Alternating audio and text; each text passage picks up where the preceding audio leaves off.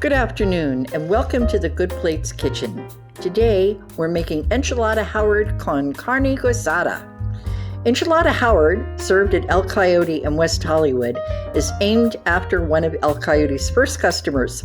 So if you're in West Hollywood, stop at El Coyote for Enchilada Howard and one of their famous margaritas. In another video, we made the Carne Guisada, enjoyed it, and saved leftovers for enchiladas. First, we have ready the frozen Carne Guisada, cheese, onion, and tortillas. We defrosted the stew and grated the Colby cheese and onion in the Braun food processor. Tortillas must be warmed before they're handled, otherwise they will break. Instead of softening them in hot oil, these tortillas are in a tortilla warmer with a damp paper towel.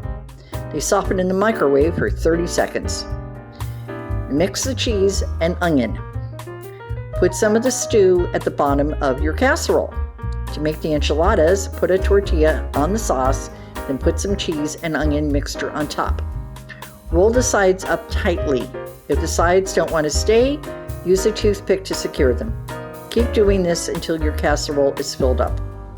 Spoon the remaining sauce over the enchiladas, making sure they're all covered. Remove the toothpicks if you used them. Top the enchiladas with Coyote cheese. Bake the enchiladas in a 350-degree oven for about 45 minutes or until the cheese is melted. Remove the casserole from the oven and let it sit for about 10 minutes before serving it.